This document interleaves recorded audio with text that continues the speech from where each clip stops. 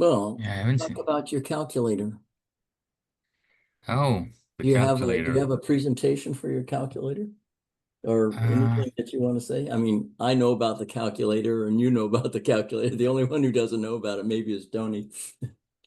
let me check. So I don't think I've got a presentation on this laptop. Probably have it at home. Um, I've got the Excel sheet, but that's pretty much it. And for some reason, I was actually checking on that yesterday, and it seems like it's not online anymore. And I need to work on that because the version I posted online for Renal Week is down right now. And And probably because who had authority for that link? You or somebody else? no, I've got an IT guy working on it. And we're trying to migrate the calculator to another server, so that might be the reason. Because it was more like of a prototype, and the server was not very well dimensioned for that. So it's not working right now. I'm gonna have to put it back up though, because I'm presenting it to the Hemodialysis Academy in probably 2 weeks or so. Um, so we'll need to find a way. But um, so can I pull up and Tony has probably heard about the calculator because he's been on the academy quite a I've bit. never heard a word out of Tony's mouth. I got a little text this morning that she could hear my audio, but I Oh, didn't know. I good. think maybe Tony, do you sign in and then go away just to get credit for signing in? I've always suspected that Tony was an AI recording the session. I didn't hear that. I always suspected that Tony was just an AI recording the Oh, session yeah, it could be. Yeah, it could be. because every single lecture I've done, even when there was like not that many people, there was always Tony online. Yeah. So, Well, I um, wish Tony good morning this morning, and I got a good morning back on a and that's it. message, but that's the last interaction, and I've been prompting and prompting and prompting. Okay. I got something in the chat. Yeah.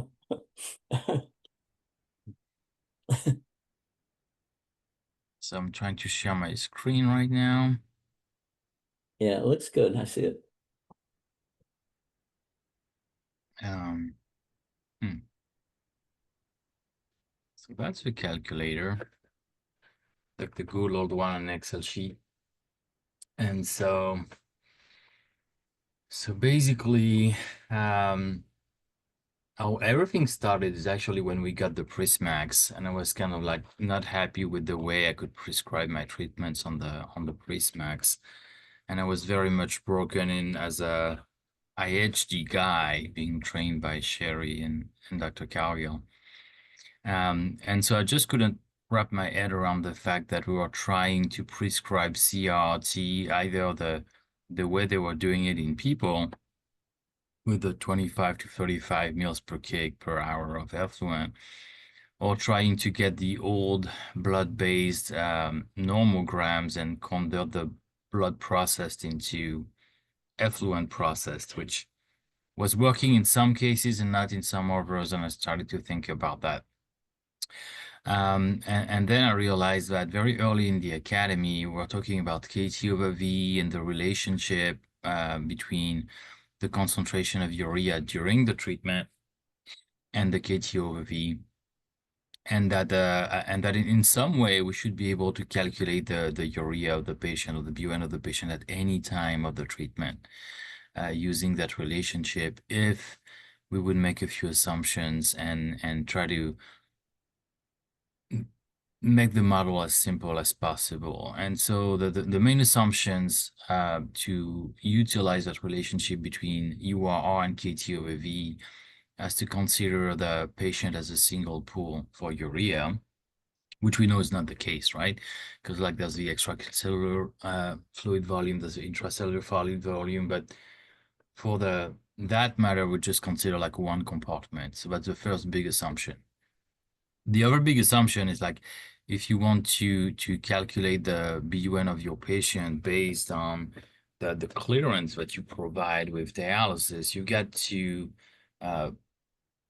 just ignore everything else, and that is the urea generation rate, for example, and the residual renal clearance. So basically, no urea comes in your pool, no urea gets out of the pool over than what you're doing with dialysis. And with these assumptions, we can actually say, okay, well, if I know my KT over V, I know what my urea reduction ratio is. And so I just took it the other way and started to say, well, if I want a urea reduction ratio of 70%, we know that it's going to be a KT over V of 1.2, which is, and KT over V, just to remind everybody, is a unitless ratio.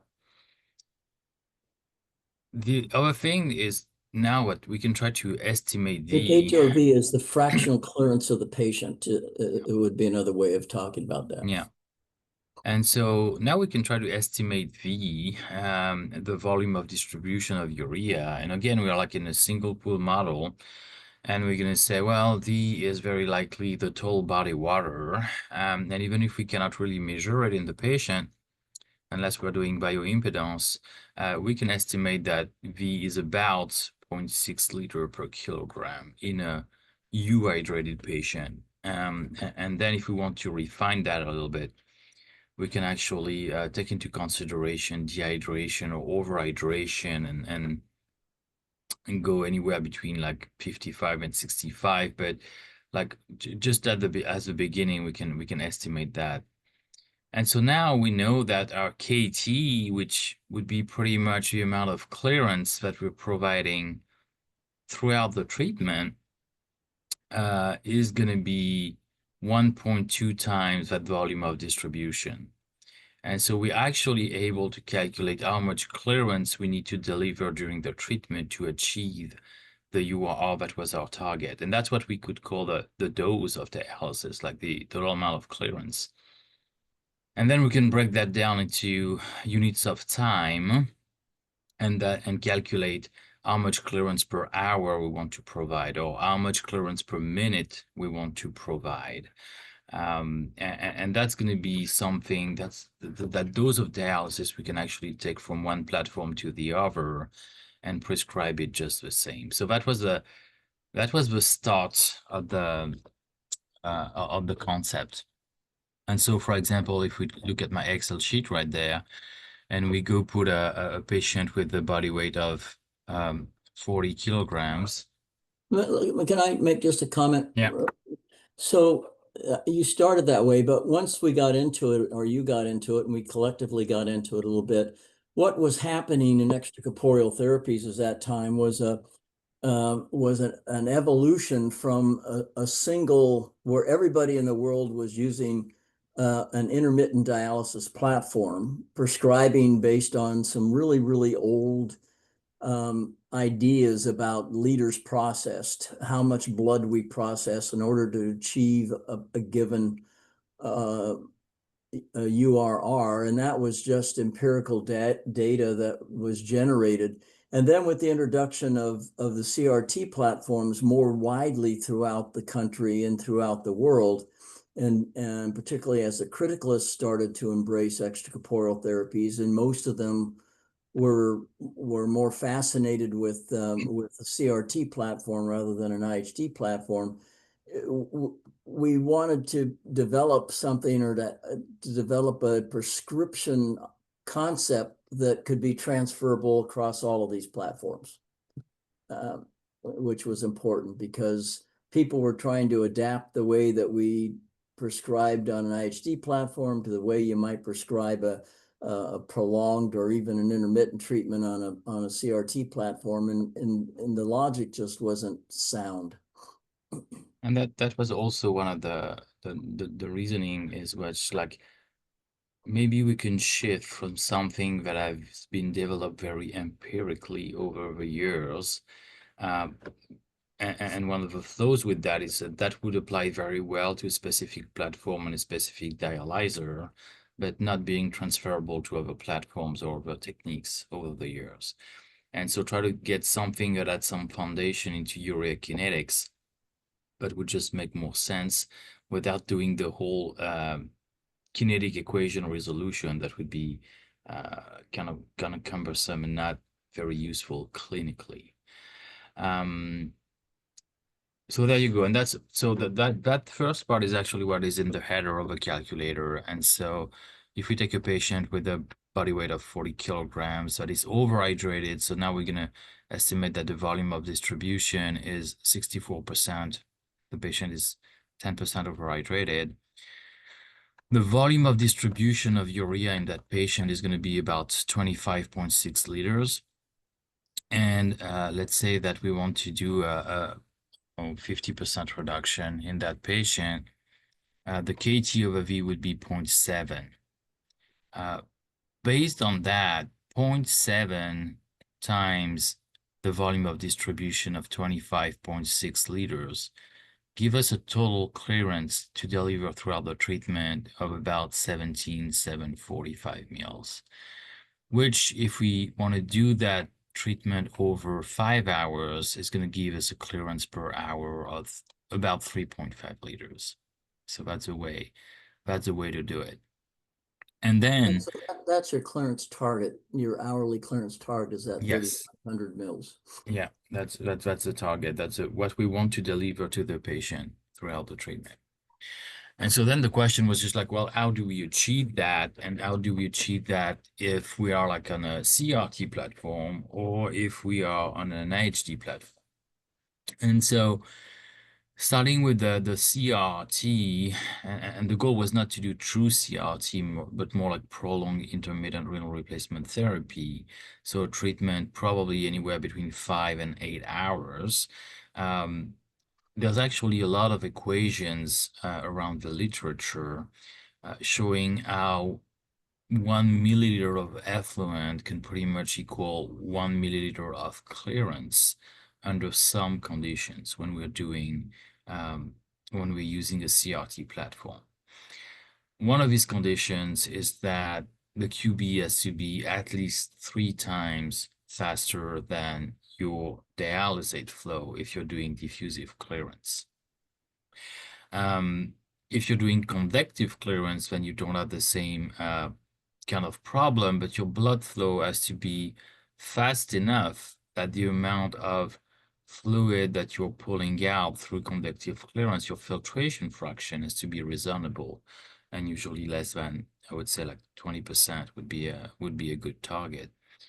And then when we plug everything together, you're actually able to know exactly how much clearance you're supposed to get, depending on your QB, your QD, and your replacement fluid flow, and how much patient fluid removal.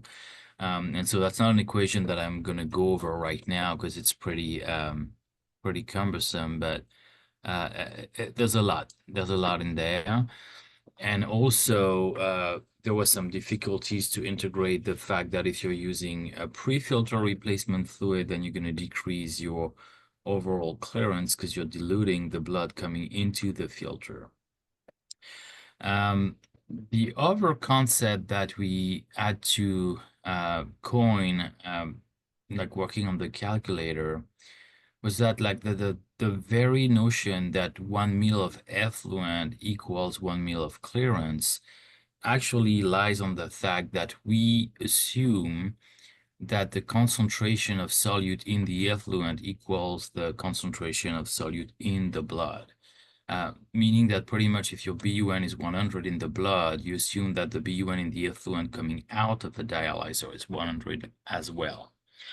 And in some condition, it may not be true. And especially if you're using a set with a very small dialyzer, or if your blood flow is not enough, etc., etc. And then your effluent BUN concentration might be lower, might be, for example, 90 when your blood concentration is 100.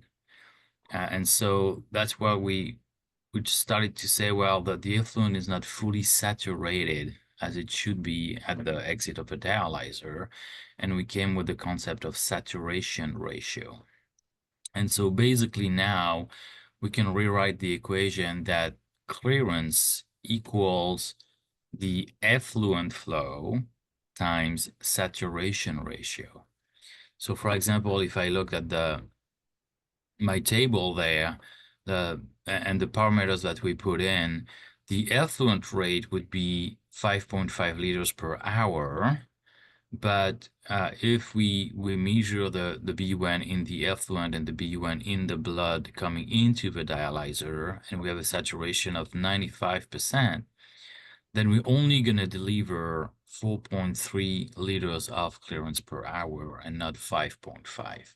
So I think that was a very important step there, because if you look at the human literature for CRT, they pretty much assume that the conditions are met so that 1 ml of effluent is 1 ml of clearance, and they only actually prescribe effluent volume or effluent rate.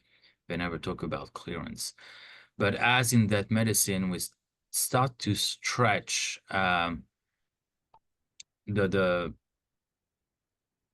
we stretch the practice for CRT, and we're trying to do like big treatments in just a few hours. So basically, we're trying to do IHD with a PIRT platform, CRT platform. If we try to do 90% URR in 5 hours, the conditions so that the 1 ml of effluent to 1 ml of clearance are very difficult to meet. So we had to take that into consideration. I haven't found a good way to calculate that saturation ratio based on the properties of a dialyzer and membrane, but it's something that is actually pretty easy to do at the very beginning of your treatment to have a kind of an idea of how efficient you are at saturating your effluent. Other than that, the calculator provides some other tricks. So for example, it will calculate your filtration fraction, your QB over QD, which is the ratio of blood flow rate on dialysis flow rate. And we usually want that to be more than 3. It's also going to calculate the patient fluid removal rate to make sure that you're within like safe parameters. And yeah, one thing I forgot to mention at the beginning is that relationship between KT or VV of URR, the single pool model, one of the flaws is also that it does not take into account the volume change during the treatment. So if you're doing a lot of ultrafiltration, your volume of distribution changes throughout the treatment. And so by breaking down the treatment in individual hours, I actually integrated in the calculator a correction for the volume of distribution. So you can see that for that particular patient where we have a patient fluid removal of 100 mils per hour, my volume of distribution is recalculated hour after hour, and I'm going to use that new V for all the calculation for the BUN prediction. So that also one of the things that I really like when I started on that. It's like, well, I'm not only going to use it to predict my treatment URR and what clearance I need to prescribe for the treatment. I'm going to use it to predict like every single time point of my treatment and see how my treatment profile looks on a graph. And that gives you a very nice idea on how the urea goes down during your treatment.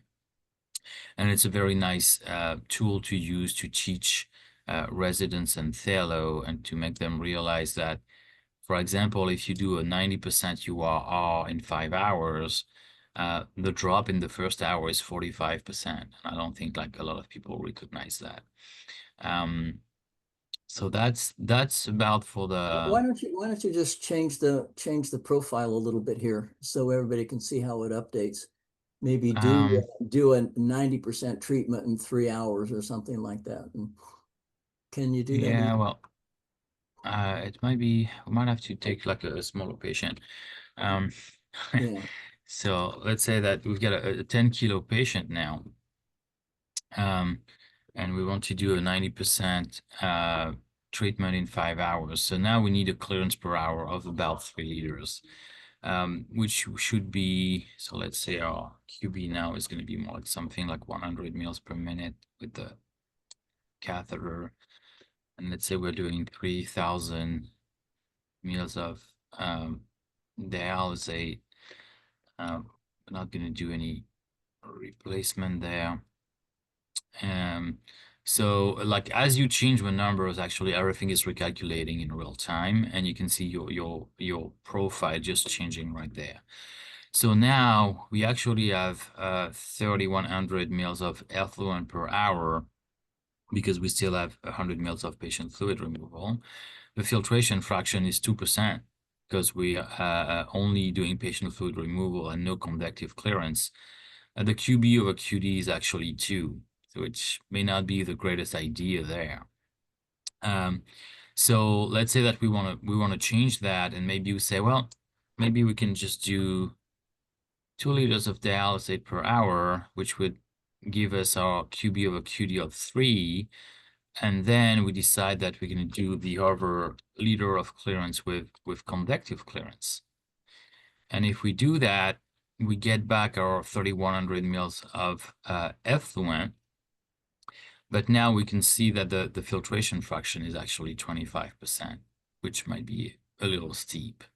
And so that's also the nice thing with the calculator is you can actually play what ifs for all your treatment and try to find what suits you the most.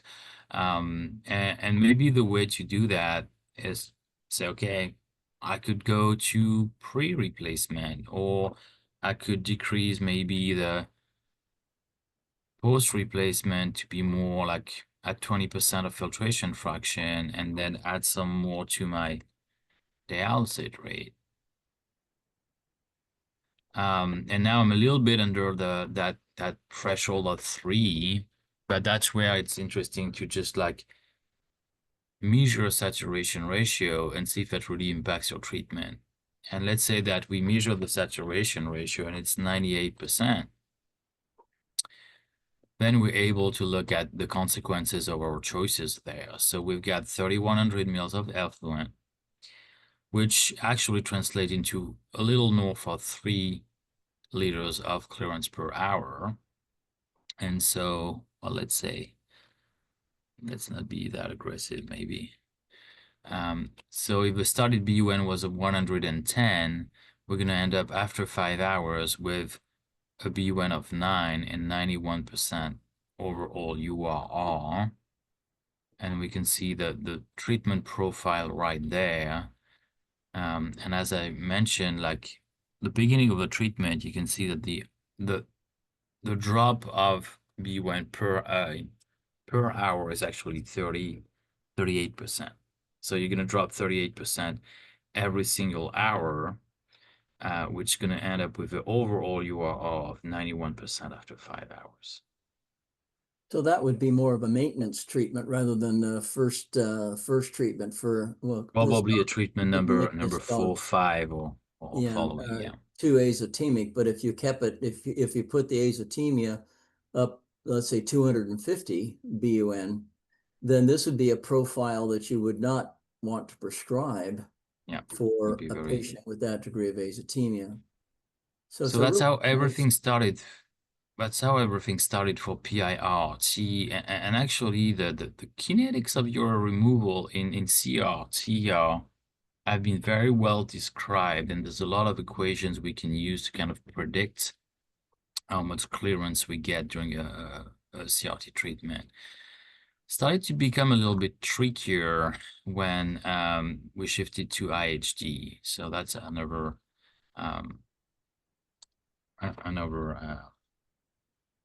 sheet. So let's say that we go back to our like similar patient, and we still want to do 3 liters per hour of clearance.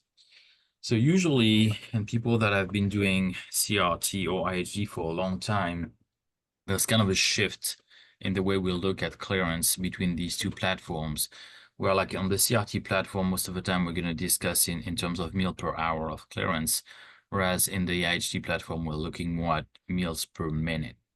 And so here is the calculation. That would be about 50 mils per minute of clearance. And so let's say that, for example, we've got a F3 dialyzer, which I think is 450, something. 445, something like this. And that's the KOA of a dialyzer. So that's the property of your membrane that tells you like the maximum urea clearance that you can get at infinite blood flow and infinite dialysate flow. And that's a number that you can find on the spec sheet of a dialyzer that can be useful to compare dialyzers in terms of efficiency for urea removal.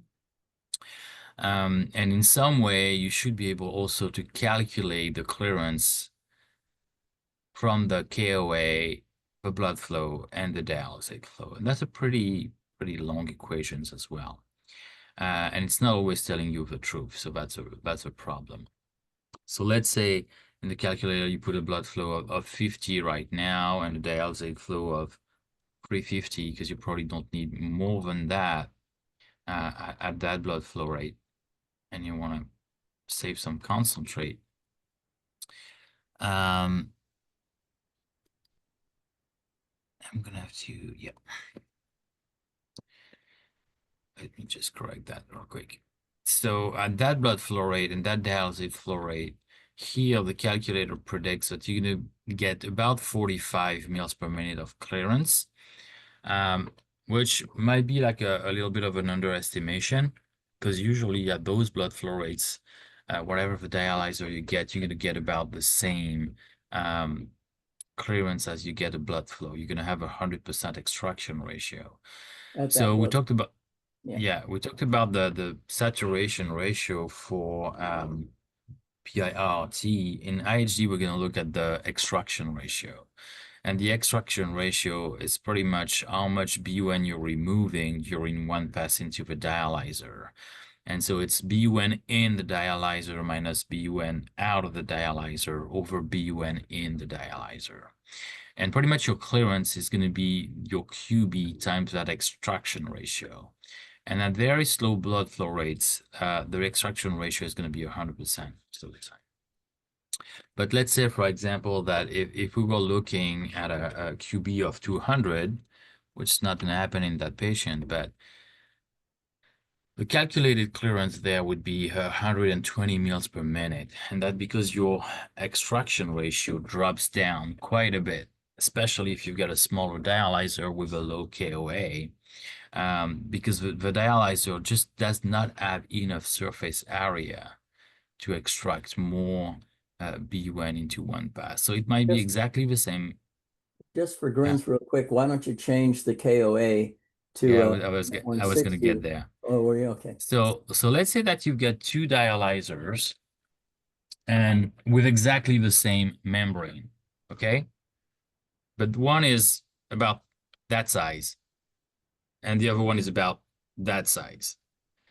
Well, it's not rocket science, but you've got a lot more surface for exchange in that one than in that one. So even if the membrane in those dialyzers is exactly the same, you're going to extract more BUN with the bigger dialyzer than the smaller one. And that's one of the things that is translated into the KOA. So for example, if we take an F160 now, which has a KOA of 1165, well, at that same blood flow rate of 200, now your calculated clearance is going to be more 162.8, and your extraction ratio is 81%. So the question you might ask, though, is how do we get to that number? How do we calculate the clearance from the blood flow and the dialysate flow? So there's actually an equation. You can find some of these calculators online. The main problem with those is that they're giving you like a maximum clearance, like in ideal conditions. And so, for example, it might tell you that at 200 mils per minute, your F160 is going to give you 180 mils per minute of clearance. Turns out that in real life, you're rarely up to that point. And there's different reasons for that. And one of them is that the manufacturer is lying to you.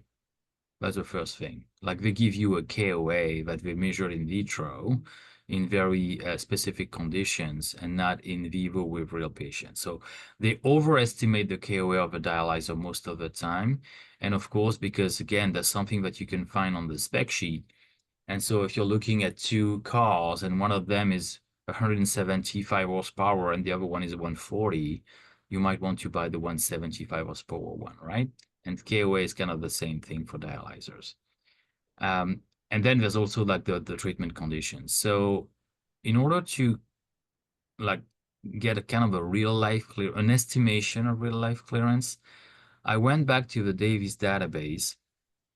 And in that database, we had a lot of treatment and treatment points where we had paired ionic dialysins, which is a way to measure clearance of your dialyzer during the treatment, and blood flow and dialysis flow. And I plotted all of that, and that's probably about 3,000 data points there, and try to find an equation that would reflect that data set a little bit better than just calculating from the KOA. So it's not perfect, and I'm not saying that if you're running an F160 at 200 mils a minute, and actually we should up the dialysis flow there too. You're gonna get the 170 mils a minute of clearance exactly, but you might get in the vicinity of that, plus or minus 10%. Better If than the KOA would get you in the vicinity of that. like the KOA is probably, I mean, if you just use the straight up KOA, that's the maximum clearance that you'll be able to get from that dialyzer. So you know you're not gonna get over that.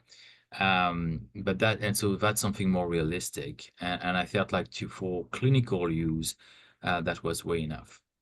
And so I'm using that calculated clearance to similarly to what we were talking about in the first round to kind of calculate the treatment profile. So let's extend that treatment to 5 hours. And we're gonna have to take a bigger, maybe a bigger, we're gonna have to take a bigger dog for that one. Yeah, that's better. And so that predicted BUN is calculated based on that calculated clearance, and that would tell you that after 5 hours you achieve a 98% overall URR, and that's the orange curve that you've got on the right on the graph.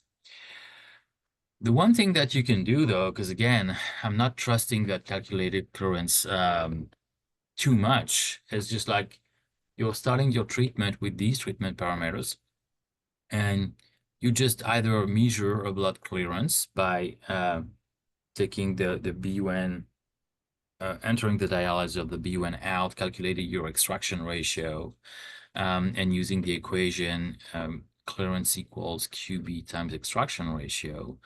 Or you might have actually ionic dialysins on your platform, which is very common these days. And let's say, for example, that your ionic dialysins tells you that your clearance is only 150. I integrated that possibility so you can compare from the clearance that was calculated by the calculator at the beginning of your treatment versus what you get in real life and how that would impact the treatment. And you'll soon realize that even if that's significantly different, the impact on the treatment is not so much right there, and you would achieve about the same kind of treatment. Meaning that even if you don't get the clearance that you were predicting, you may not have to change your treatment parameters so much because the calculator tells you that the outcome of the treatment is going to be very similar.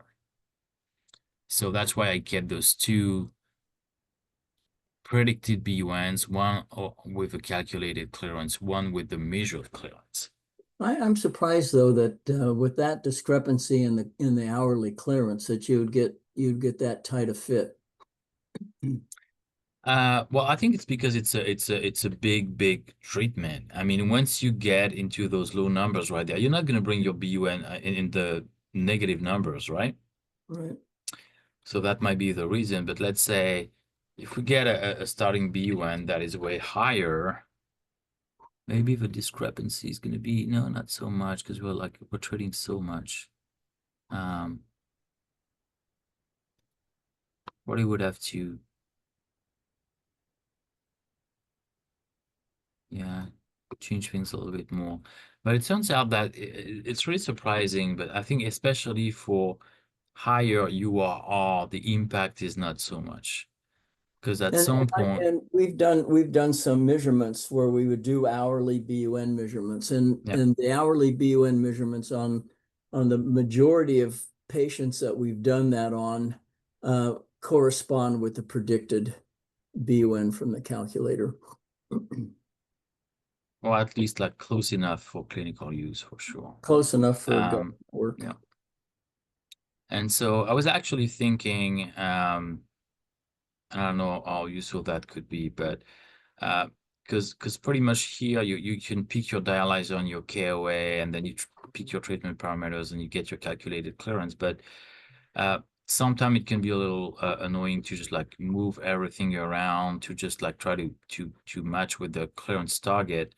So I was kind of thinking of also adding something like this, where you could just like kind of pick your dialyzer from a drop-down menu. It would populate the KOA. You put your QB, QD, and it would give you the same basically number calculated clearance. But just like a quick and dirty, like how much I'm gonna get from that dialyzer at those rates, without doing the whole table thing. So that might be something I will add into the calculator at some point. Well, I like the profile. I think the profile is very useful if you're doing a slow first-time treatment on a very azotemic patient where you want a reduction ratio of 5 or 6% per hour. You can prescribe that so you get almost a linear change in the profile rather than this exponential. So one of the things that I really like about the calculator is doing these what ifs. This is not the treatment profile I want for that patient. How can I manipulate the treatment in order to get a different profile? What I like to use it too is when we get like rotating interns or residents, or even sometime with my fellow, and we don't have a case, and you want to practice prescription. Well, that's a very nice way to do it. So I'm not giving them the calculator right away, but I have them like come up with a prescription, and then we just plug it into the calculator to see what it would very likely be in real life. And if we're not uh, reaching the outcome that we want, how we can just like play with it or try different hypotheses. Because I mean, and it's very also handy sometime in real life. I remember when we got that cat, um, where we could only place a 5 French catheter. And so basically, one of the constraints of the treatment is that we couldn't get more than 20 mils per minute of blood flow, which is a very limiting factor in every way possible.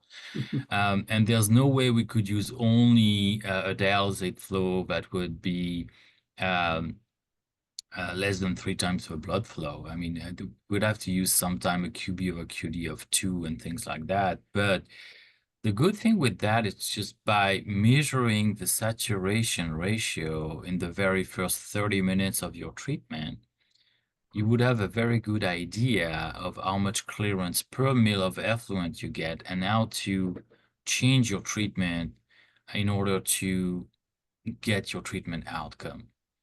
Because there's nothing more frustrating than coming up with some numbers and realizing after 8 hours of treatment that you're off, that you wanted a 40% URR, you end up with 30 or something like that. That's very frustrating.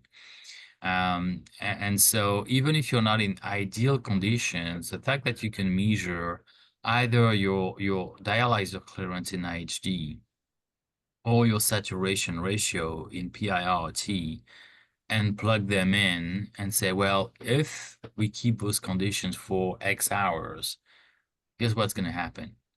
Or sometimes also it's very nice to say, well, we're going to achieve, I don't know, 75% in 5 hours. What if we decide that it's not too late and we want to extend another hour?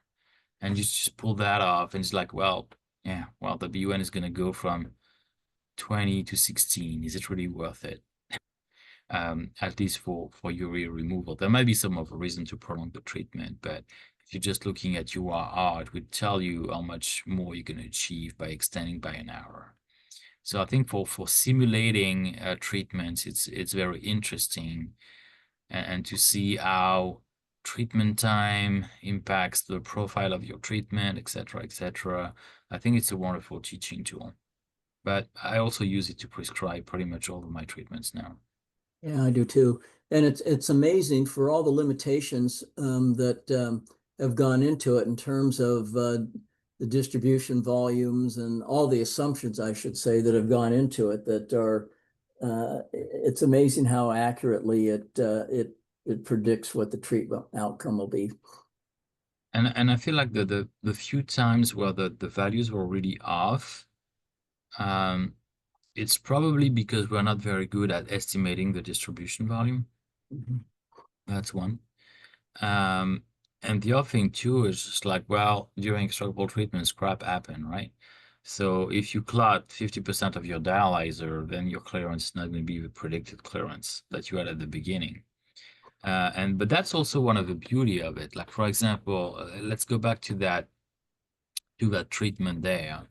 And in hour one, you measured your iron dialysis was actually 170, and you're pretty happy about that. And the second hour is 170, and all of a sudden you see that it's dropping to 90. I'm like, oh well, I'm in trouble now. Like I'm clotting the dialyzer. But what's gonna happen if it stays that way until the end of the treatment? And you're gonna be able to kind of predict that. And that might help you decide whether you want to change your dialyzer or not. Like, is it going to be enough to pull through my treatment if I correct my anticoagulation and everything? Or is it not? Am I going to be happy with the NBUN of 17 and a UR of 94% compared to 5 and 98? So it's also why I really like to break that down into hours. You can kind of like also see, well, what if this happened in the middle of a treatment, for example? The other interesting fact with breaking the treatment in treatment hours is if you want to, I would say, do some profiling, some urea removal profiling. So if you're in treatment one in a very azotemia patient and you know that you want to go slow, but you might want actually to start even slower at the beginning of a treatment and kind of inch up during your treatment, and still achieve the same URR at the end, but being more gentle with your removal at the beginning of your treatment than at the end of your treatment. And that allows you to do that. So you could, for example, start with only like 1500 of dialysate at the beginning and then go to 1700 and just play like that and see how it impacts your overall treatment profile. Um, I mean, you can customize your treatment a little bit more than only looking at the total clearance of your treatment and dividing by X hours. You can actually try to manipulate that differently, whether it's useful or not.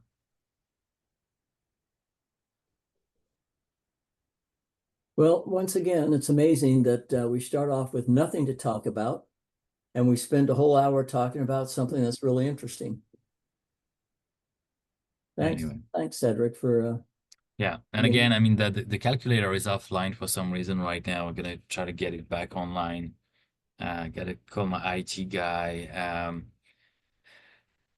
And then probably 2026, we're gonna have to have a more polished product with maybe the ability to put in some patient number, patient name, save treatments, or export treatments as PDFs and things like that. We're kind of thinking about this. And why don't you stop sharing for a second? I just something that I'll share here real quick. Where's my sharing? Here it is. So a lot of these concepts, maybe some of you already know this, but a lot of these concepts are in this article that that we wrote in advances in small animal care. Oh, geez, look at the time go by. Yeah, right. 4 years ago, but a lot of the concepts are there. One other point that I really wanted to show. The reason that we went to this kind of prescribing, come on, where is it? It's down here. That's this one here. When you get that HF20 dialyzer, and you start getting faster and faster and faster effluent rates, or I guess these would be dialysate flow rates. That dialyzer, you get out, it takes about 6 or 7 or 8 times the blood flow rate to the dialysate flow rate to really get any kind of effective saturation on that little teeny tiny dialyzer compared to bigger dialyzers, where you can, with just a 3 to 1 QB to QD ratio or less, you pretty much get good saturation. But you get a little teeny tiny dialyzer like you would see on the for the HF20 or on the VetSmart machine, which comes with some very, very tiny little dialyzers. You're going to need a much, much higher blood flow rate to dialysate flow rate in order to saturate the effluent. So that's all I wanted to share.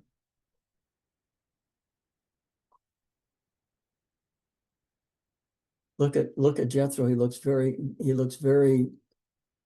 in thought. I even wore a tie for this too. You did indeed. Look at you slackers, slobs there. No, it's the New York State Vet Conference here at Cornell, so I've just been lecturing on this stuff at a general practitioner level, just continuing to raise awareness of it. It's fun. Well, today's the big day. Today is the big day for all of the ACVNU residents and founders taking their certifying exam. So that's probably why we have very little attendance. Hi, Erica. How are you? Good. So you're not taking the exam, it looks like? Never. Well, I'm on the exam committee, so I can't take the exam. And then you have to be off the exam committee for 3 years before you're eligible to take the exam. There have to be, so that's like 6 years out. Well, for now it'd be probably 5 years out. I'll be 100 years old then, so there's no way I'm going to ever get certified. Yeah, makes sense. How many people are taking it? Do you know? About 32, 28, Oh, wow. 32, something like that. Yeah. That's great. You going to do it next year? Me? Yeah. I'm in the process of maybe submitting for the legacy to see if you guys will accept me, and then You better hurry up. Doesn't that end in about a year from now? Yeah. yeah, I think it ends in December. 25 or 26. Yeah, December. So I'm on it. I'll get it in. Okay. I'm in Erica's boat too. I'm pondering it. Well, don't ponder, do it. Yeah. Yeah. I was, Cedric, are you doing it? Yes, I'm gonna take it next year. So the thing is, with a legacy candidacy, you still have to take all the modules from the core curriculum and core curriculum module exams. And so I kind of missed the boat at the very beginning because I didn't know if I had to register as a resident, as a retroactive credit for my fellowship or legacy candidate. And by the time we figured that out, it was already module 5. And so I've passed all the module exam from module 6 to 9, I think. And so now I need to take the module 1 to 5 in order to be able to take the certifying. And so that's going to bring me in next That's year. not different than some residency programs don't start at the same time that the core curriculum starts as well. And so we have people that are always in kind of mid-cycle. So I'm going to be in the second wave.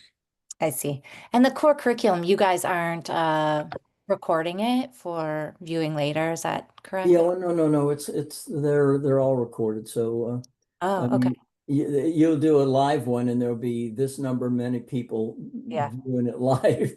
And it's very frustrating to lecture to a blank television screen, but So Cedric couldn't do the recorded portion at his leisure? No, yes. so it's not the problem. It's just because I actually looked at those. The problem is at the end of each module, they open the exam for like a month. Oh, And once it's closed, it's closed. And I asked if I could, like, well, can you just let me take the module exam 125 like right now? We'll do it within the next 2 weeks. But the problem is, I think just because they would have to write a whole new exam with new questions. So I was not able to do that because that was my intention. Like, well, I can just catch up and try to get into the boat with the one in 2025, but the exam committee denied that request. Well, some of the lectures change from one core curriculum to the other, and so we would have to write special exams for an individual, and you weren't important enough. Well, I thought there might be some of the people in my situation. That was my point, but anyway, we'll see. great. That was helpful. Thanks. Erica. So look at Erica, somebody that's got all that gray on his face. If he can take the core curriculum and the certifying exam, then you and your youth can do this. Oh, you think? Oh, No, I'm I can thinking get. older than Cedric. I don't think so. I can definitely take the exam. My worry is I'm going to pass the exam. Well, that was Helen's worry yesterday on rounds. Oh my gosh, was she nervous? I think she's very Well, well prepared, though. I think if I fail, I'm just going to have to bury myself into a hole and not appear in the world anymore. No. You get three attempts. Yeah, well, that would look pretty bad though. Erica, I'm sure you're much more organized and on top of things than I am, but I was talking to Mike Wood, who's on one of those committees, and he said they sometimes get those applications for legacies and they have a lot of questions and clarifying stuff. So he's like, get it to us before the actual deadline so that we can Yes, I would clarify stuff. same request. Yeah, And it that's good took me advice. some time to file it actually, because they pretty much wanted like a case log of all my extracorporeal treatments and things like that. So I had to dig back and all the way back into like 2018. Yeah, that was quite the process. Yeah, they don't really ask, like at least the legacy thing that I filled out, they don't ask for your case log. So that must be something they did after they contacted you after you submitted. Yeah. That makes sense. That's my fear. I'm going to go through all that stuff and they'll be like, no, thanks, Right. which is fine. I think for either of you, that's not going to be an issue. So That's how I realized actually that I had gotten like more than 500 extracorporeal treatments. Oh my gosh. Wow. Yeah. It's kind of funny. Like you line all those up and you look at that, it's like, oh, okay. That's more than I thought. yeah, and I think Imagine how many hours. As a resident, you're not required to do what you're only required to do. Well, you could do none, but something like 20 or something like that, or 5. Maybe it's 5. Yeah, you need to do 5 in order to be considered proficient.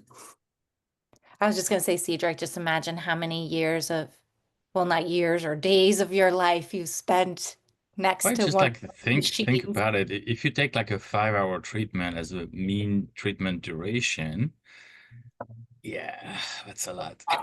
It's a Well, I've lot been doing of it for time. 50 years, so Yeah. And I've only been doing it for, well, 7 years now, if you think about it, because I never did any treatment before the beginning of my fellowship.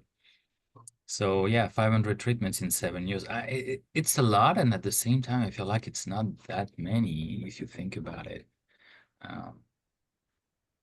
But yeah, definitely. Like I remember Dr. Langston and Cowgill saying, if you want to feel the tiniest comfortable in front of a dialysis machine, you need to have 100 treatments under your belt.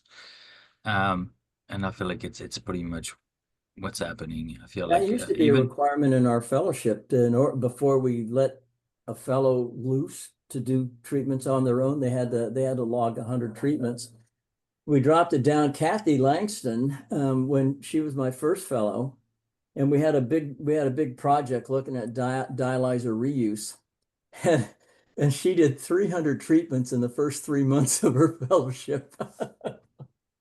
Yeah, but that can happen when you get a research setting. But like for clinical care, I feel like sometimes even with a 2-year fellowship, you're not getting those 100 treatments. You're probably No. like more in the 50 or 60, Yeah. which is not too bad, but also explaining why right out of the fellowship, some people may not feel completely comfortable and still need to check in and get some input and advice from time to time, which is totally fine. Because I already feel like I really feel like you need some experience and to be confronted with different complications and things like that, and you're not gonna get that with just a few treatments or a few patients. That was our point, that it took about 100 treatments before you've seen almost everything. And then later on, when the caseload started to drop off, then we backed it down to, well, maybe they could get by with 50 treatments, but it really takes about 100 treatments before you've seen the majority of what life is like and what can happen during a dialysis treatments.